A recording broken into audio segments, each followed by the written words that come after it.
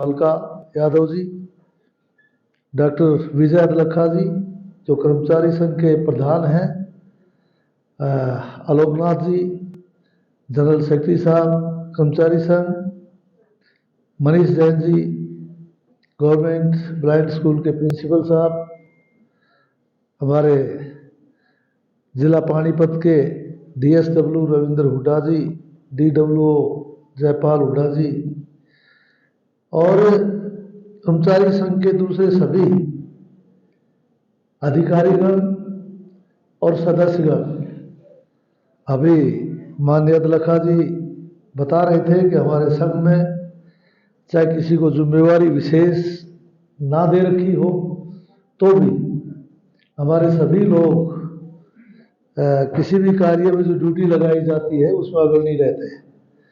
तो वो सभी लोग और यहाँ उपस्थित इस स्कूल के विद्यार्थीगण और दूसरे संघ की तरफ से आए हुए जिले से दूसरे जिलों से भी पधारे हुए सभी पदाधिकारीगण, आज मुझे बड़ी खुशी है कि इस स्कूल के ग्राउंड के अंदर पहुंचकर इस कर्मचारी संघ की तरफ से लुईस ब्रेल जी का जन्मदिन मना रहे हैं। आप लोग सभी सुन रहे थे कि लुईस ब्रेल जी कौन थे, कैसे हुए, क्या किया। इससे एक ही बात साबित होती है कि दुनिया का कोई काम मुश्किल नहीं है। अगर व्यक्ति सही ढंग से सोचकर अपनी ताकत लगाए, विचार करे, तो कोई काम दुनिया का मुश्किल नहीं है। एक साधारण परिवार में जन्मा व्यक्ति, और उस समय में जब साधनों का इतना अभाव था, सन 1809 के आसपास पूरी दुनिया में ही साधनों का अभाव था। तो एक ऐसे समय में और एक गरीब घर में, साधारण परिवार में जन्म लेकर और इस प्रकार से सारी दुनिया के दृष्टिहीन दिव्यांगजन लोगों को एक ऐसी राह दिखाई कि आज करोड़ों लोग उसका फायदा उठा करके अपना जीवन यापन और इस देश और दुनिया की तरक्की में अपना सहयोग कर रहे हैं। लेकिन ये भी एक विडंबना रही है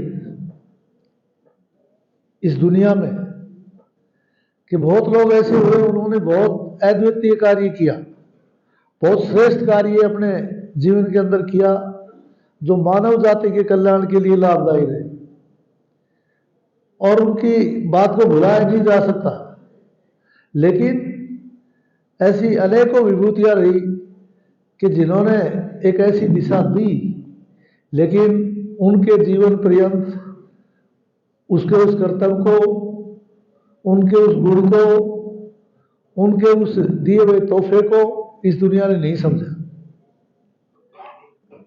उनके जीवन के अंदर उनसे मजाक उड़ाते रहे, खिल्ली उड़ाते रहे, और जब वो इस दुनिया में नहीं रहे तो उसके बाद उनकी महत्वता को, उनकी बातों के महत्व को समझा और फिर उनको दुनिया ने स्वीकारा।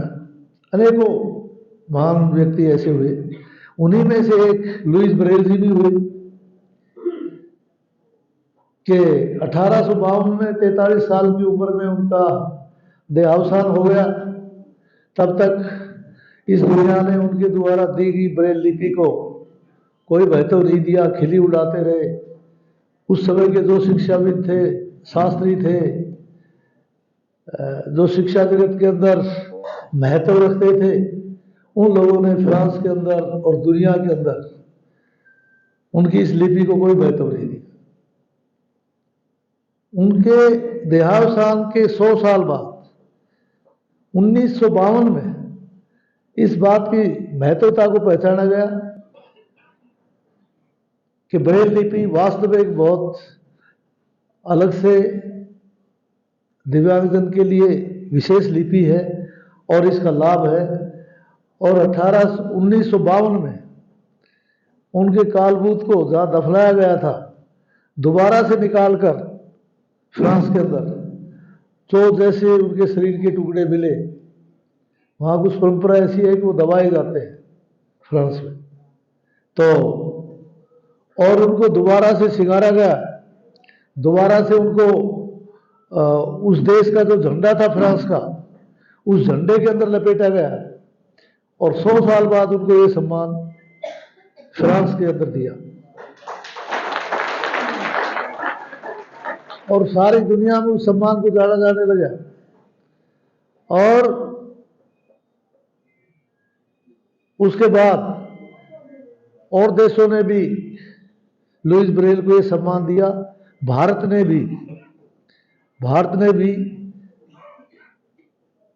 उनको इसी प्रकार का सम्मान शायद 2009 में दिया है। 2009 के अंदर इंडिया गवर्नमेंट ने भी लुईस ब्रेल को ये सम्मान दिया और आज लुईस ब्रेल की इस लिपि की सार्थकता पूरी दुनिया में अपना एक महत्व रखती है।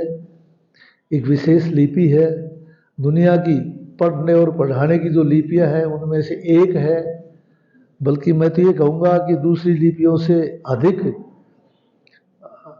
अव्वल फायदे वाली है कि कहीं किसी ना किसी रूप में अपने आप को असहाय समझने वाले लोगों के लिए आगे बढ़ने का एक तरीका। तो आज लुईस ब्रेल जी का जन्मदिन पूरी दुनिया में मनाया जा रहा है। हम और आप भी यहाँ इस हाल के अंदर बैठकर पानीपत के स्कूल के प्रांगण में मना रहे हैं। हम धन्यवाद करते हैं भगवान का कि जिन्होंने एक ऐसे महान व्यक्ति को इस धरती पर भेजा जिससे हमारे करोड़ों भाई बहनों को इस प्रकार का फायदा हो रहा है। अभी ज्वाइंट डायरेक्टर साहब कुछ नहीं, हमारे प्रधान जी अदलखा जी कुछ बातें कह रहे थे, मैं वो सारी बातें आपकी ले ली हैं, नोट कर ली है। इनके बारे में ज़रूर विचार होगा। चाहे आपने वैसे तो 1,80,000 की इनकम वाली जो बात आपने बताई, जो आयुष्मान कार्ड के लिए ज़रूरी है, वो शायद हमने 3 लाख रुपए उसकी वो कर दी है, लेकिन फिर भी 3 लाख रुपए तक की जिसकी इनकम है उसको भी आयुष्मान कार्ड मिलेगा, वो ले सकता है। ऐसा हरियाणा सरकार ने किया है। लेकिन मैं बिल्कुल उसी बात पर आ रहा हूं कि दिव्यांग चाहे कोई 3 लाख की इनकम वाला हो, चाहे 1.5 लाख की इनकम वाला हो, चाहे 5 लाख की इनकम वाला हो, और दिव्यांग की इनकम भी चाहे उसके बराबर हो, लेकिन दूसरे से तो कहीं ना कहीं हीन है।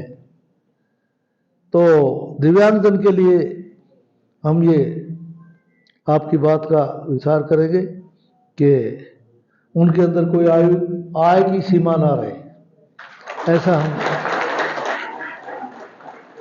और भी बातें जो आपने बताई, लेकिन मैं तो ये बताना चाहता हूँ हरियाणा सरकार इस प्रकार की नियत रखती है और अनेकों इस प्रकार के कदम उठाए हैं हमारी सरकार ने कि जो दिव्यांगजन को, दृष्टिहीन को, उनको सबको कहीं ना कहीं किसी ना किसी स्टेज पर फायदा मिले। और आप तो ये भी कह गए कि भाई आपकी पार्टी हम ये समझते हैं कि कम इंटरेस्ट लेती है, ऐसा नहीं है।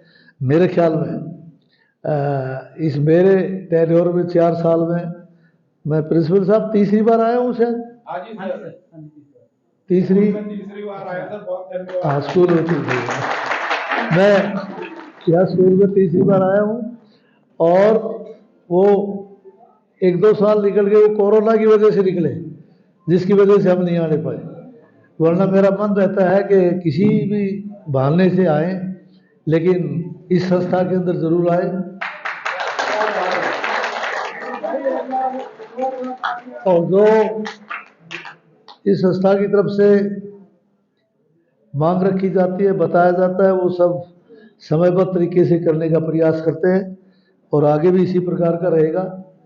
मैं आप लोग बहुत देर से बैठे हैं और कई साथी तो जब दूसरे जिलों से भी पदाधिकारीगण आए हुए हैं, उनका धन्यवाद भी करता हूँ और मैं अपनी वाणी को विराम देता हूँ कि आज आप लोगों ने ये धन्यवाद करते हुए कि लुईस ब्रेल एक महान व्यक्तित्व का जन्मदिन आप और हम मिलकर यहाँ मना रहे हैं। आज ये जन्मदिन पूरी दुनिया में मनाया जा रहा है। ऐसे व्यक्ति कम होते हैं जो पूरी दुनिया में सरोकारी होते हैं। लुईस ब्रेल जी उनमें से एक है। जय हिंद, जय भारत। मैं एक बात और करूँगा, एक बात मैं भूल गया कि ये संघ लगातार इस प्रकार के कार्य कर रहा है, तो मैं अभी प्रधान जी विजय अदलखा जी से बात कर रहा था, तो बिल्कुल ठीक बात है। 2.5 लाख रुपए में मेरे कोटे से इनके जो रोजमर्रा का जो इस प्रकार के कार्यक्रम करते हैं उसमें जो खर्च होते हैं बात है वो